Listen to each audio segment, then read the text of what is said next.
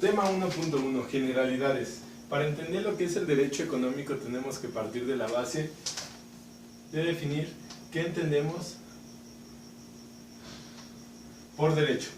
Derecho podemos definirlo como el conjunto de normas jurídicas que regulan la vida en sociedad, las cuales tienen 4 características. Son bilaterales, es decir, imponen derechos y obligaciones, o como le suelen llamar, imperoatributivas. Son heterónomas. Esta característica de las normas jurídicas nos dice que son creadas por otras personas diferentes a las que les son impuestas, es decir, las personas que tienen que cumplirla no participan de forma directa en su elaboración.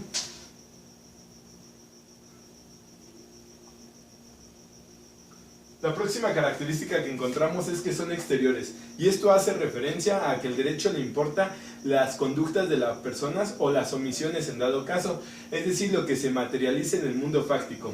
Y por último tenemos que son coercibles. La coercibilidad hace referencia a que el Estado puede obligar a cumplir a las personas dichas leyes, a pesar de que los particulares no lo quieran, lo puede hacer a través del poder público. Todas estas características y la definición del derecho es para llegar al entendimiento que el derecho, lo que busca, la finalidad, es el bien común.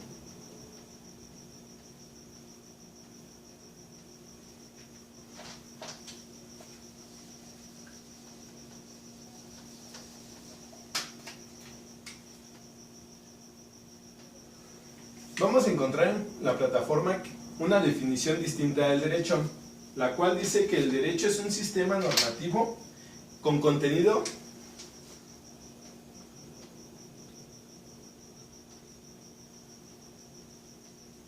constitucionario,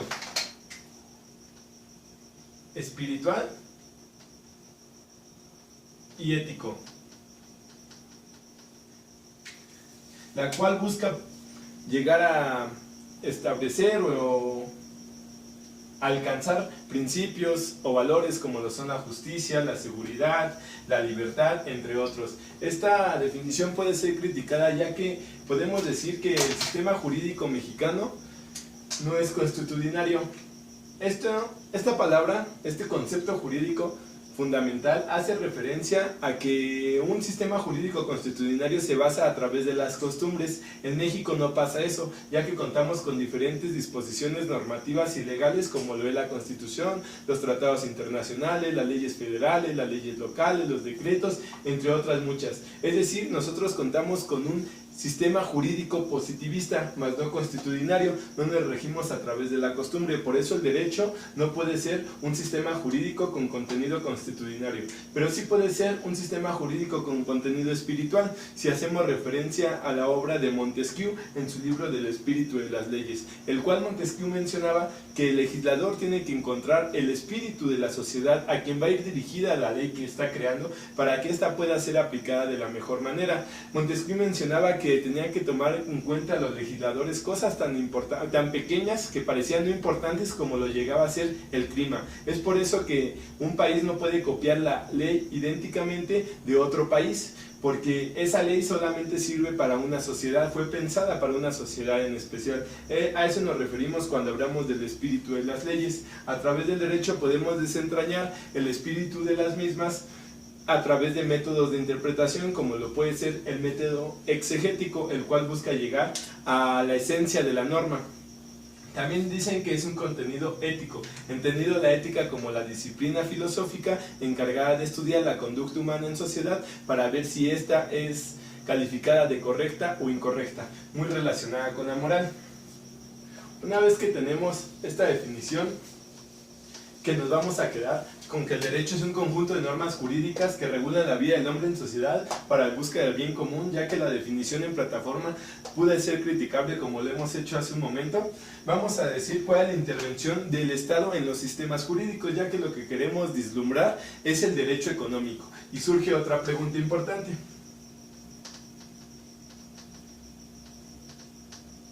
¿Qué debemos entender por Estado? Por Rúa Pérez, en su libro Teoría del Estado, define a este como una sociedad humana establecida en un territorio determinado, regida con un orden normativo impuesta por un soberano en busca del bien público temporal. Una vez que sabemos qué es el Estado, tenemos que saber cómo éste ejerce sus funciones. Lo va a ejercer a través de una división de poderes. Y como sabemos, en México se cuentan con 3 poderes,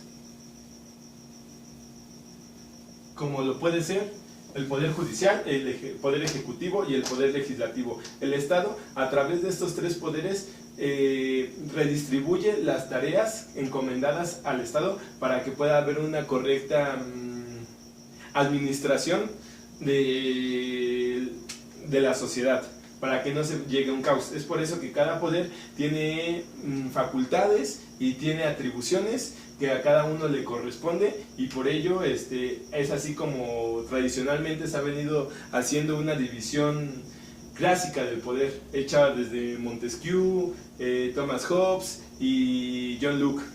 Ahora bien, una vez que sabemos qué es el Estado y cómo funciona, podemos saber, como lo menciona la plataforma, cuáles son las formas en que interviene el Estado en la vida económica. La primera forma es que usa la ley como instrumento.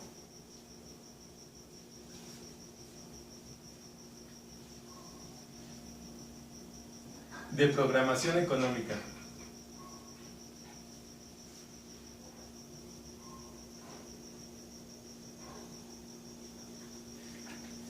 Primero, ¿qué debemos de entender por ley? Como ya dijimos, el derecho es el conjunto de normas jurídicas que regulan la vida del hombre en sociedad en busca del bien común. La ley es toda norma jurídica que nace vía proceso legislativo y que busca regular la vida del hombre en sociedad para llegar a un bien común. Ahora sí, ¿cómo interviene el Estado en la economía? A través de leyes. Estas las usa como instrumentos de programación económica. Un ejemplo claro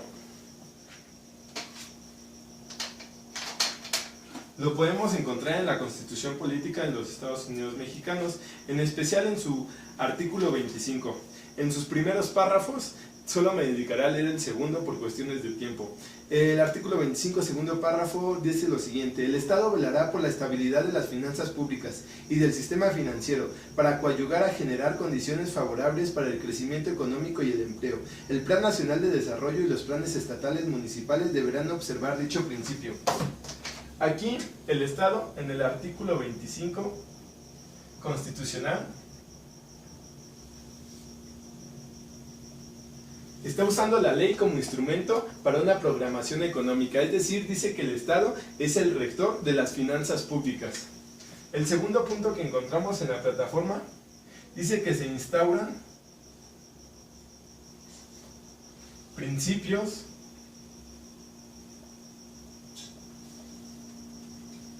técnicas y procedimientos.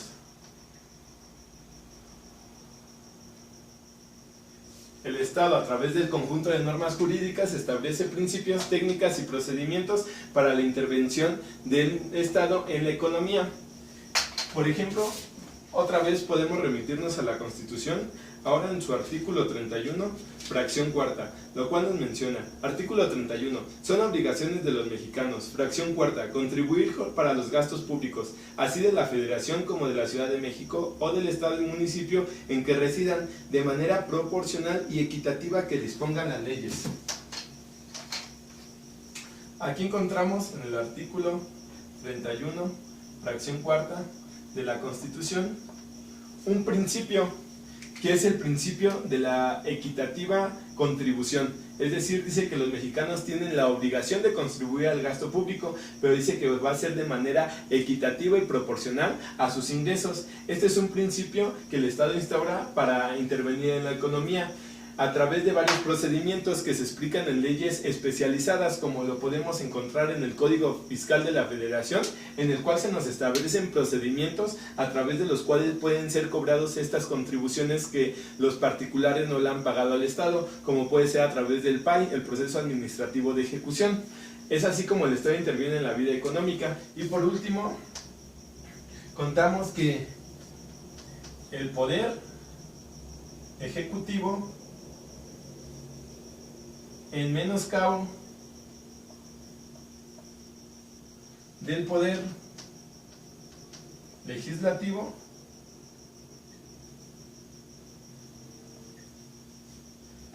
forma un centro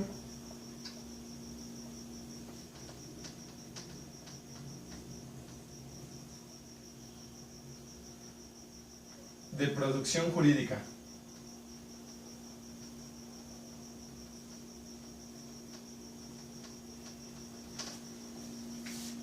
Esta definición o esta forma de intervenir del Estado en la vida económica podemos encontrar que es errónea, ya que dijimos que el Estado se divide en tres poderes para el ejercicio, funcionamiento y administración de las tareas, pero el punto 3 nos menciona que el poder ejecutivo en menoscabo del poder legislativo, lo cual no sucede, ya que al haber un Estado y una división de poderes, cada poder tiene las tareas encomendadas para que no pueda un poder intervenir en las tareas del otro. Por eso que diga que el poder ejecutivo en menoscabo del poder legislativo forma un centro de producción jurídica es totalmente erróneo, ya que el único que se dedica a crear las leyes es el poder legislativo. Ya dijimos que el derecho es el conjunto de normas jurídicas, dijimos que la ley es una norma jurídica creada vía proceso legislativo y el ejecutivo no cuenta con facultades para crear ningún tipo de ley. Entonces no podemos decir que el poder ejecutivo, que el Estado intervenga en la vida económica a través del poder ejecutivo en menoscabo del poder legislativo, dado que se estaría violando la división de poderes, o como lo mencionaría acá más adelante, ya no existe una división de poderes pura, sino más bien existe una coordinación de poderes, y en la coordinación de poderes no se encuentra ningún menoscabo del poder legislativo a través del poder ejecutivo, por lo cual, como podemos ver, la primera fracción, que es la ley como instrumento de programación económica, es acertada, como lo vimos en el artículo 25 constitucional. La segunda fracción, que dice que se instauran principios, técnicas y procedimientos, también es acertada, como lo encontramos en el artículo 31, fracción cuarta de la Constitución. Sin embargo, el punto 3 es cuestionable, ya que el Poder Ejecutivo no puede intervenir en las facultades del Poder Legislativo.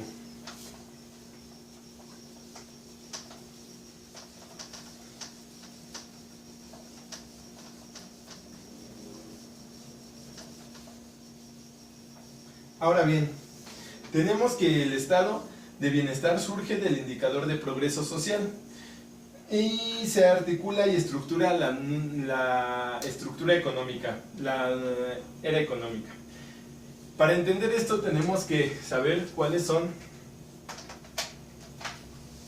los sistemas económicos con los que se cuentan. Si hablamos de sistemas económicos, podemos mencionar a tres. El primero es la economía liberal.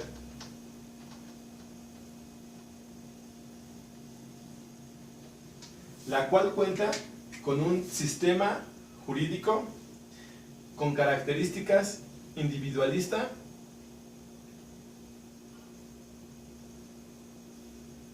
y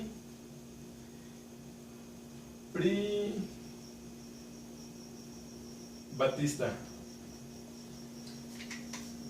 La economía liberal hace referencia a lo que los franceses llamaban el laissez-faire, es decir, que el Estado no debía intervenir en la economía, ya que la economía se regía por factores externos, como Adam Smith lo mencionaba, la mano invisible, que ellos solamente se regulaban. Entonces es propiamente un sistema jurídico individualista y privatista. Sin embargo, tenemos otra vertiente de otro sistema económico, como es la economía social. En la economía social vamos a encontrar sistemas jurídicos con características administrativistas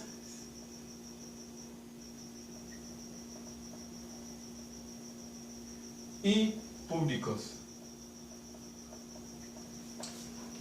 como lo es en el caso de Cuba, en el cual el Estado tiene la producción y a través de ella la distribuye la riqueza a toda la población. Y por último tenemos el tercer tipo de economía, que es la economía mixta. Esta economía va a contar con un sistema jurídico de características donde coexisten tanto derechos públicos como derechos privados. Hacer mención que los sistemas económicos hacen que los sistemas jurídicos sean de estas maneras es una teoría muy marxista. ¿Qué se refiere a esta teoría? La teoría marxista habla de que la economía es la encargada de establecer la esencia de las normas jurídicas, es decir, del derecho, y no el derecho de la economía. Aquí podemos ver que el derecho económico surge principalmente en estas dos.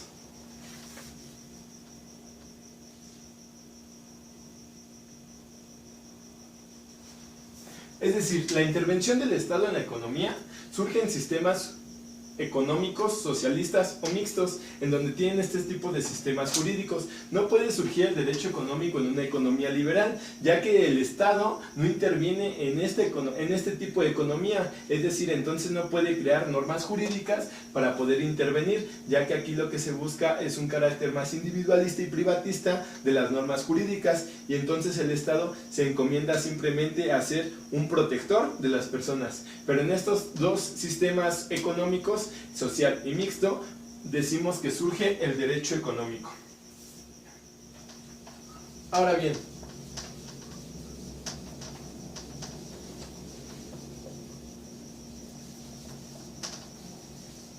ya sabemos qué es derecho, pero ahora, para saber qué es derecho económico, debemos saber qué es economía. La economía suele definirse como una ciencia social encargada de la distribución, producción y consumo de los bienes y servicios. Si vemos, hay un parecido con el derecho, ya que ambas ciencias son sociales y también ambas ciencias buscan algo igual, que es el bien común de la sociedad en la que se vive. El derecho económico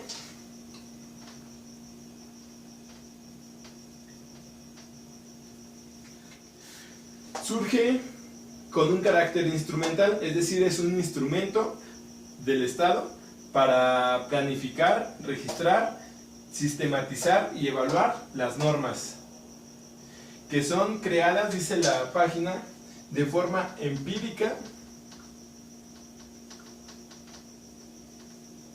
coyuntural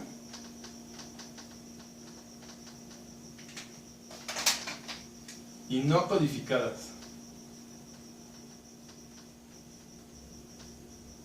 Es decir, el derecho económico surge como un instrumento, ya lo mencionamos, en el cual planifica, registra, sistematiza y evalúa las normas. Estas normas que son creadas por el derecho económico, nos menciona la página, que cuentan con estas características, que es empírica, coyuntural y no codificadas. Sin embargo, otra vez podemos ver que la página se equivoca, ya que decir que las normas del derecho económico son no codificadas sería ir en contra incluso de la Constitución, porque como ya lo vimos, existen muchos artículos dentro de la Constitución, ya pusimos dos ejemplos de ellos, en el cual sí existe una codificación. Decir que no está codificada es como si nos rigiéramos a través de las costumbres. Y en México, el sistema jurídico mexicano que se utiliza es un sistema positivista, como ya se ha mencionado. Entonces sí se encuentran en códigos, sí se encuentran en leyes. Y el derecho económico, como ya lo vimos desde la Constitución, sí cuenta con un código, sí cuenta con varias leyes, con diversas leyes que rigen la vida económica del Estado. Entonces no podemos decir que las leyes del derecho económico sean codificadas, ya que eso es una falacia.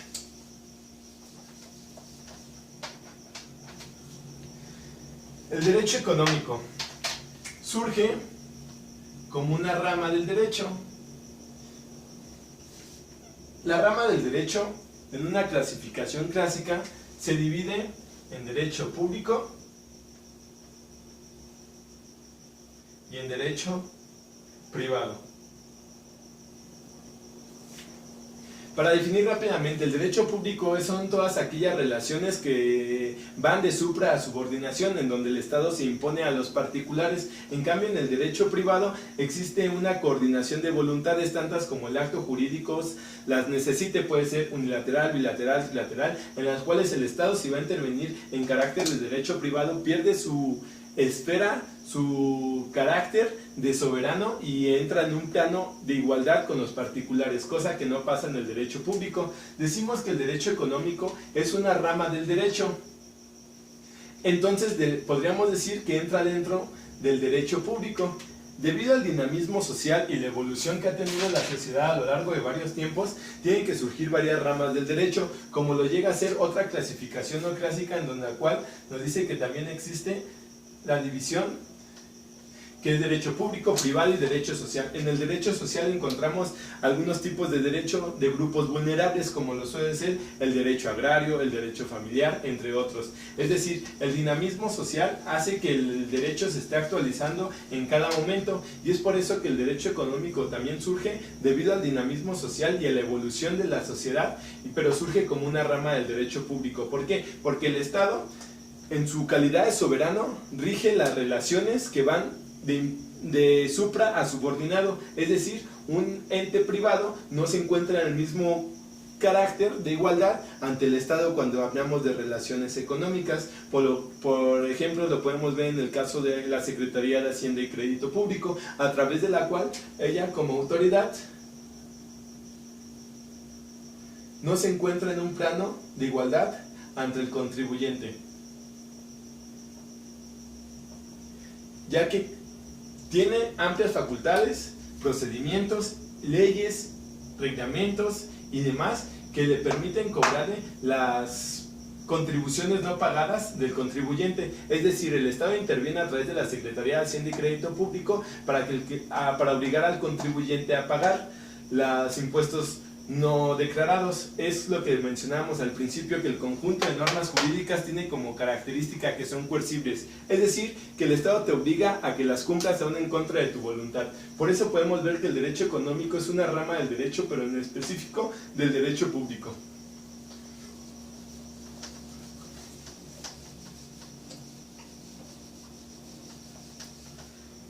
Por último, existen disciplinas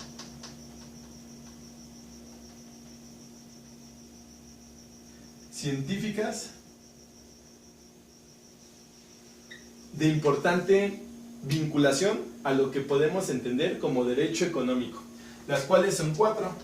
La primera es la teoría económica. La teoría económica tiene una esencia doctrinaria, podríamos decirlo, y meramente en el caso del derecho mexicano podemos decir que la teoría económica cuenta con una sustancia, una esencia constitucional, como ya lo vimos en el ejemplo del artículo 25, en el artículo 27, en el artículo 31, entre otros artículos. La teoría económica hace referencia a eso, es una teoría inmersa en las leyes, en cuerpos, en doctrinas, en códigos, en diversos reglamentos, en diversas codificaciones, libros y demás, las cuales nos ponen principios y técnicas, por lo cual podemos decir que la teoría económica es una disciplina científica con vinculación al derecho económico, pero no se tiene que confundir con este, ya que este simplemente hace referencia a la teoría económica, es decir, a la teoría. En segundo punto tenemos derecho a la economía. El derecho a la economía es la participación del Estado, como ya vimos que era el Estado,